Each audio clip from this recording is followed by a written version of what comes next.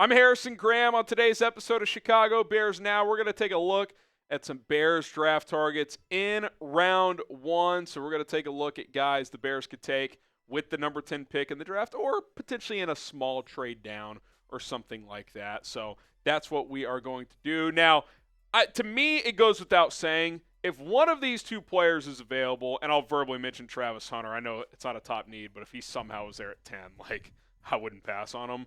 But Mason Graham or Abdul Carter, which I think both go in the top 6, so I don't think the Bears are going to get them. But if one of them fell to 10, that's like an automatic trigger pull for me because it's still a premium position of need in the trenches.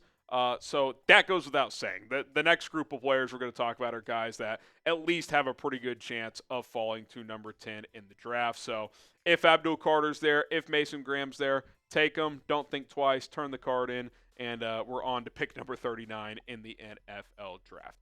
All right, I got a challenge for you guys. If this Bears draft video gets 50 or more subscribers, 50 just new people that haven't subscribed to the channel, I'll drop a new mock draft during Thursday's live show. If you want a new mock, 50 plus new subscribers on today's show. If not, maybe you don't want as much draft content. So, man of the people here, if you guys want the draft content, prove it. We'll drop a new mock on Thursday. Okay, let's take a look at some draft targets in round one.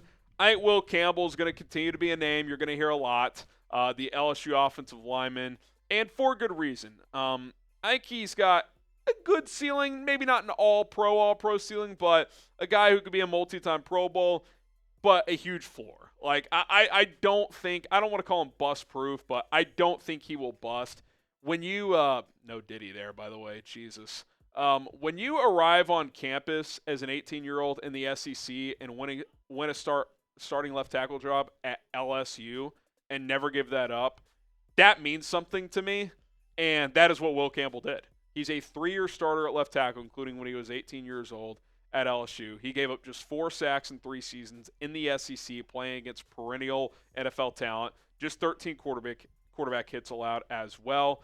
I think his floor is extraordinarily high, and the one question with him is, does he have to kick inside to guard? The good news for the Bears is that shouldn't bother you about picking him, because if his arm length is a little lower, okay, draft him, play him at left guard.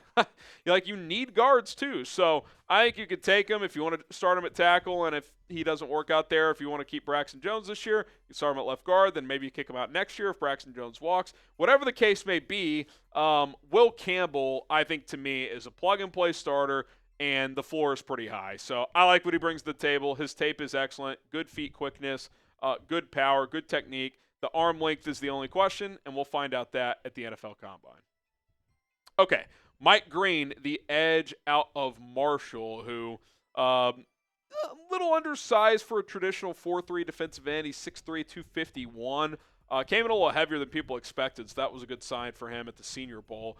But, man, this kid's tape and just his overall production was fantastic. I get it. It's Marshall, small school, all that stuff. But they played Ohio State and Virginia Tech, 2 Power 5 programs. He played excellent against both. This guy's a real player. And he went to the Senior Bowl and competed against top Division I Power 5 first, second, third-round pick talent. A guy like Josh Connolly just planted him.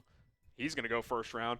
And not only did he hold his own, he dominated. He was one of the best players at the Senior Bowl for 2 days of practice. So I think he's going to go top 15. I don't think number 10 is necessarily too rich for him. Would the Bears draft him, given his length? He's in the 8th percentile for true defensive ends. Dennis Allen typically likes bigger and more longer arm guys at defensive end, so we'll see. But, man, he plays with power, technique, and quickness. What is the bigger need for the Bears in the trenches? Is it offensive line or defensive line? Type O for O-line, type D for D-line. You give us your thoughts in the comment section down below. Okay, we are sponsored by PrizePicks here on Chicago Bears Now. Football season may be over, but daily fantasy with PrizePicks is just heating up. Get started today at prizepicks.com/CLNS. Use the code CLNS to get a $50 bonus when you sign up and just play for $5. You set lineups of 2 or more players, pick more or less on the stat projections available from our friends over at PrizePicks. Basketball, the All-Star break is just around the corner. Going to be a lot of opportunities during that event as well. So get started today. You got soccer. You've got hockey. Obviously, basketball, like I mentioned, plenty of sports. And I like two-player lineups. They're easier to hit. And if you're watching live on Monday, Luka's debut, you get a nice little discount there on the points plus assists, 30.5. You know he's going to want to show out. If you're watching after Monday, you'll see if I collect here on this two-player lineup. Kalal Ware, I like the more on points, rebounds, and assists. He's been pretty good for Miami as of late. $10 to win, 30 on this one, but certain lineups you're going to win up to 1,000 times your money right now. Get started today, PrizePicks.com/CLNS. Use the code CLNS. Get that $50 bonus when you sign up and play for just $5. Link is in the comments and in the description. Choose more, choose less. It's PrizePicks. All right, Kelvin Banks Jr., who, I almost wonder, is he kind of the opposite of Campbell in the sense of maybe his ceiling is higher, but his floor is certainly lower? That's kind of what draft Twitter and draft analysts seem to think.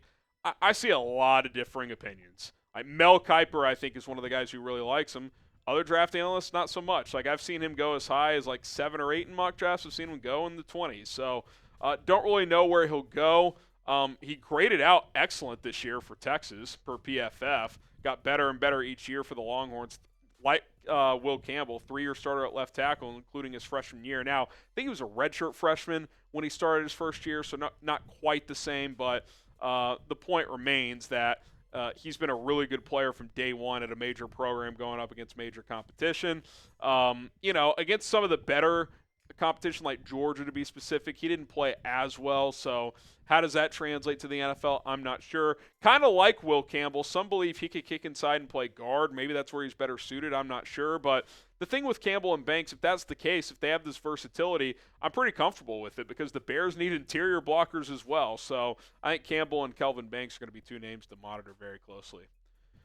All right, I'll throw Ashton Jeanty in there, the running back out of Boise State. He's obviously been linked to Chicago quite a bit. He himself said the Bears are a team he would like to play for if they took him, especially with that number 10 pick.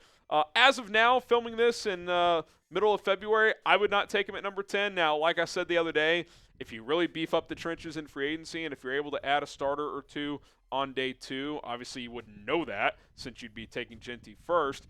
I could live with it. And this is, again, this isn't a slight on Ashton Jeanty. I'm a big fan of his game. I think he's going to be a really good player in the NFL. I think he's the best running back in this NFL draft.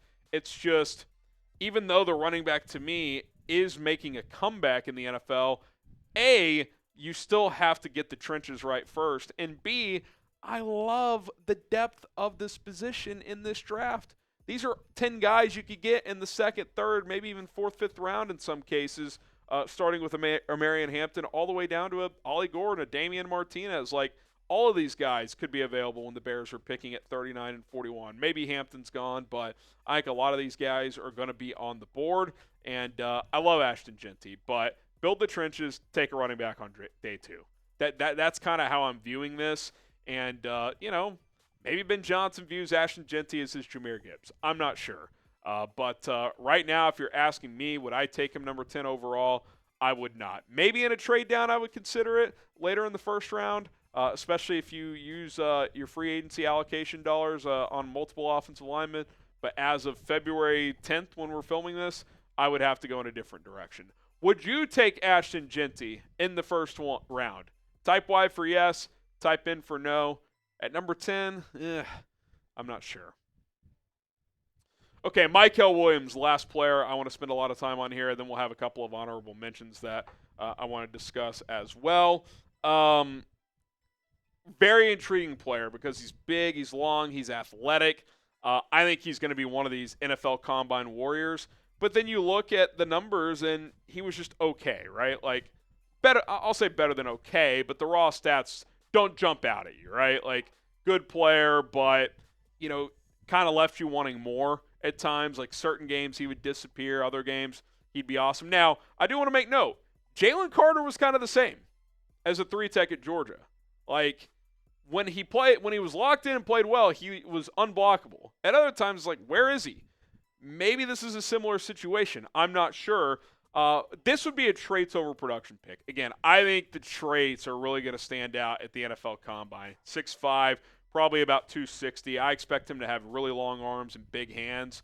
So I think teams will fall in love with his upside.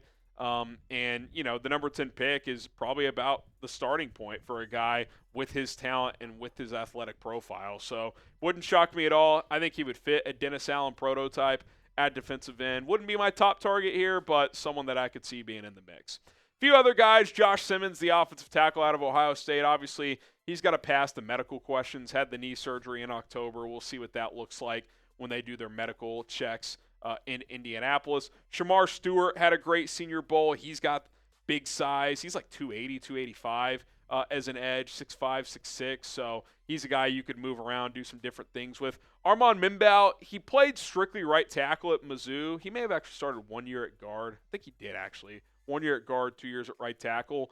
Obviously, unless you're moving Darnell Wright to left tackle, you're not playing Mimbaugh at right tackle. So this would probably be a guy you kick inside to guard. But again, you need interior pass protectors as well. And he's a guy that I think is a higher floor guy in this draft. So he could be someone in that range at number 10 as well. Niners pick at 11 wouldn't shock me at all if they drafted him, played him at right tackle, because they need someone the opposite of Trent Williams.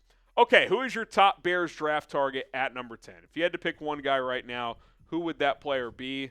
Drop a name for us down in the comments section below.